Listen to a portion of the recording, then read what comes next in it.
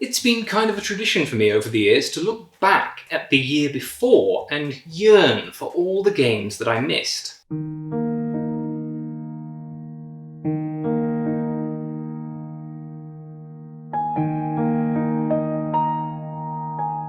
Previously, I'd do a written article for the blog, but since I kind of retired that and YouTube is eternally hungry for content, I thought let's do it as a video. Then you can tell me your thoughts on the games I mentioned and what games from last year you would still love to try. See you in the comments. Now, I played lots of games last year, so I'm sure there can't be that many more to play. See, what's that? 100 odd games on a page and 50 pages? Okay, maybe we'll just talk about the top ones then. Hey pal, ever visit the East? The West Kingdom series appears to be something of a phenomenon at the moment. Designer Shem Phillips can do no wrong. I have played Architects, the previous entry, and it was neat and interesting, and I would play it again. Both are worker placement games with a loose sense of worker ownership. In Paladins, you have your own board to activate as well as a shared central area, plus drafting the titular Paladins who will give you various benefits as you build out your cities and the realm's defences. Paladins is a heavier game than Architects. Swords. Famously heavier than pens. Though not necessarily mightier. There is a much stronger engine building facet to Paladins, as you improve your capacity to do certain actions and pursue combos, which necessarily makes for a weightier game, but that makes it even more of my sort of game. Big box Fantasy Flight games are exciting products, but also expensive and oftentimes overwrought. I've heard mixed things about Journeys in Middle-earth. On the one hand, you got some good scenery and songs, but constant attacks by orcs, trolls and other internet denizens, not so awesome. Wait, sorry, we're supposed to be talking about the game. On the one hand, this big Lord of the Rings set adventure game didn't really have any interest in either representing or exploring the source material. It seemed to suffer the Star Wars problem. Every adventure has to tie into the same story we know already. It's Aragorn and Gimli making their merry way through an adventure that needn't have anything to Pippin do with them. I know they were the heroes of the films and books, but it doesn't make them the Middle-earth Avengers. It doesn't always have to be about them. But then, as time has gone on, the folks who do enjoy it seem to really like it. You know, there's something there, and I do like the idea of a story / adventure game, so maybe I've been missing out.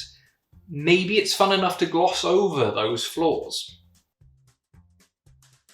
This is a must-play for me. Spiel des Jahres winners are always high on my list to try, and the crew has had a particularly positive commentary. It's a trick-taking game, tweaked to be cooperative. Certain players will be required to win certain tricks with certain targets, with a large pool of different missions to work through. The extra challenge is that players can only share a limited amount of info about their hand. Anyway, that's the crude description.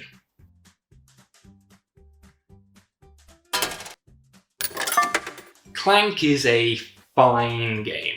A gamer whose bonnet a used game salesman would slap and say, yep, this one will do you proud, but if you fancy something a bit more exciting, why don't I show you the one I just got in? It's a Legacy edition. I'm sure I could have some fun with this, but I'm not sure I would have enough fun to pursue an entire campaign. Then again, deck building is a genre that definitely fits neatly into evolving Legacy-style gameplay, just new cards, always fun. So I can see that big fans of Clank will get a lot out of this. I'm just not that big a fan. See also Aeon's End Legacy for a near identical discussion, except I haven't even played the base game of that one. Next we have the surprise Blood Rage sequel, Barrage.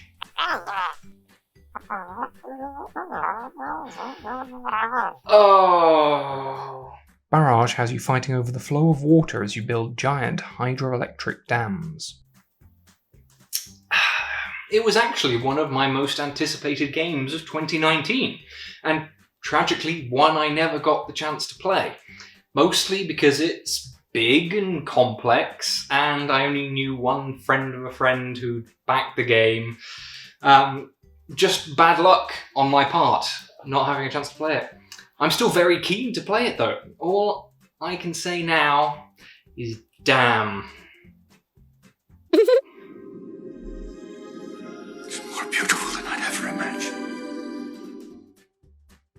Tainted Grail takes you on a dark trip through the dark Arthurian-esque legends before darkness darkens the dark. It's a big box story-driven adventure game in the vein of Seventh Continent, which I still haven't played, but... Look, I know I should get that played before letting myself get excited about something else, but hey, you're not my mother, are you? Are you? So you don't get to be disappointed in me. While I have heard some interesting critiques of Tainted Grail, it sounds like from a story perspective at least, it is doing something incredibly interesting. And a game sitting so uncomfortably on the line between greatness and failed experiment is one I'm fascinated to try. It turns out board gamers love ticking boxes, writing numbers, and occasionally drawing nice patterns in grids, especially if that drawing is preceded by rolling a few dice. Yes, the roll and write genre has exploded over the last year or two, and Cartographers has risen high in the estimations of many of Mr. Wright's protégés, possibly because they get to draw lots of lovely mountains. I mean, it's not as exciting as drawing dinosaurs in Welcome to Dino World, but it's not bad going at all. The intriguing thing about Cartographers, aside from the slightly deeper puzzle for a genre that is typically lighter than the paper sheet you're playing on, is how your opponents get to draw negative effects onto your map to cause maximum disruption. Hilariously brutal rules. I'm not wild about roll and writes, but I enjoy them well enough to want to see one of the supposed best in genre. I think I respect Azul more than I necessarily enjoy it. Is it some reaction to its popularity? Am I some kind of board game hipster? Oh no, thank God. Whew. So, Summer Pavilion is just not really registering for me. It's just another twist on the same formula that was already a bit lacking in excitement for me the first time round. Sure, you've got diamond-shaped tiles now, but I'm no girl, they're not my best friend. Where are the dog-shaped tiles, Azul? It is a little heavier, which, hey, worked for my pal Aiden over here. But, I don't know, so was Stained Glass of Sintra, and that was similarly fine. Look, if anyone wants to play it in my presence, I would be happy to humour them, but I'm not hunting it down. Which is greater, Azul Trilogy video? Do it. God damn it. The Isle of Cats is about to be destroyed by the evil Lord Vesh? All the cats will surely perish? Oh no! Won't somebody save them? In Isle of Cats, you've got to pack all these contorted Tetris-shaped felines onto your boat in another slightly weightier than average for the genre title. Of course, forcing me to say the despicable phrase, I love cats, every time I talk about this aside, this is a game I would very much like to play. I like spatial polyomino games, and I would like a bit more meat to them. But I'm not going to go chasing after a cat. Tapestry, more like travesty, from what some people have been saying. I've generally been a fan of Stonemeyer's releases, but Tapestry, their Civilization-esque epic with the cute little houses, is one I feel ambivalent towards. Mostly off the back of middling to poor reviews. Like, I don't mind some luck in games, otherwise I would not have got on with Viticulture and Euphoria, but there is a limit. And it sounds like the imbalances in the titular Tapestry cards may swing it outside of my comfort zone. At least far enough that I don't fancy sitting down to a 2 to 3 hour Euro that may end up being decided by those card draws. That sounds practically horrifying. Hey! Remember when they tried to make a universal cinematic universe? Me neither. Well, Horrified is pretty much as close as you can get to experiencing that horrifying possibility as you and your fellow monster hunters descend on a small town plagued by some combination of classic movie monsters.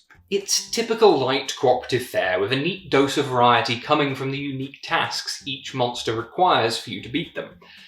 I'm not really that excited by light co-ops anymore, nor am I that fussed about classic monster movies. Except Count Macula, of course. But I have heard very good things, so who knows, it might make a good Witches Greater Halloween special. Not this year, though. No time. Say one thing about Parks, say that it is absolutely beautiful. But from what I've heard, it is a tragic case of style over substance. A lightweight game of hiking through the forest, gathering resources and planning your next park visit. It seems to do nothing that Tokaido didn't already do better. And that's what is keeping me from getting especially excited about Parks. God, I'm so uninspired by this game, I haven't even got some funny quip about it. Like, I don't know. Parks, marks, on your marks, missed the mark. There you go. I missed Parks, and it missed the mark. God, that shit. Fantasy Flight continued their relentless exploitation of the Star Wars license with Outer Rim, a game of merchants and marauders fireflying around the Star Wars universe. Or at least it's Outer Rim. For some, these pick up and deliver open-ended games are highlights of their gaming calendar, but I have never been particularly drawn to them. The core mechanic seems to me at best to be fine. The length is often on the bottom edge of ridiculous, and so often the selling point is aggressive player interaction, or the setting. And I just don't need more Star Wars in my life right now. Outer Rim, yeah, it's a bit of a rim shot for me. Death may die, but Cthulhu Fiend board games certainly won't. Look, everyone rating this game, I know you spent a lot of money on this Kickstarter, especially if you bought the world's largest Cthulhu doll, but top 500 game? Ever? Really?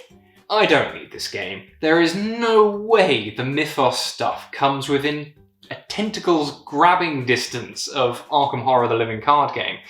And as impressive as some of the minis are, I have all the Lovecraftian plastic I need, courtesy of Cthulhu Wars.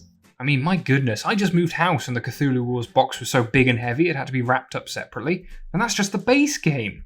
You want to know how much space the expansions took up? All of it! No, really, it's all Cthulhu Wars. I don't even own any other clothes anymore. Goodness, what a string of duds and disappointments.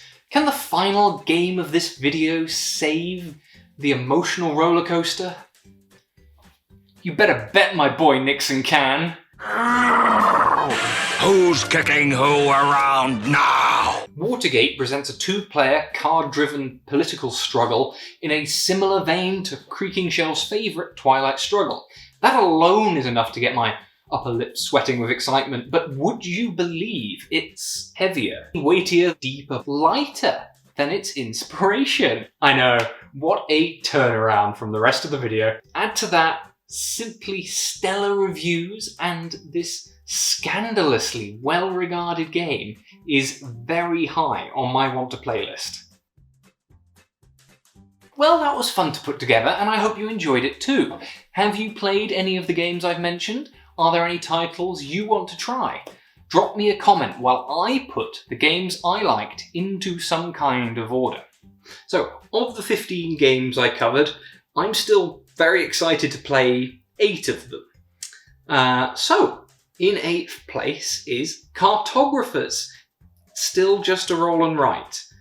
Lord of the Rings, Journeys in Middle-earth. My doubts still linger, but it made the list. Cat Island. I'm sorry, I'm dog person first. Barrage. I think the complexity actually pulled it down compared to the others. Right, top half. Paladins. Just slipped in ahead of Barrage, but really it could have gone either way. Tainted Grail. Oh, the story. I want that experience. Watergate. I really love these style of games. And finally, number 1, The Crew. I am apparently really excited for something accessible but clever. I suspect my 6-month-old keeping me up at night might have factored into this decision somewhat. Oh well. Take care, all of you. I will see you all in the next one.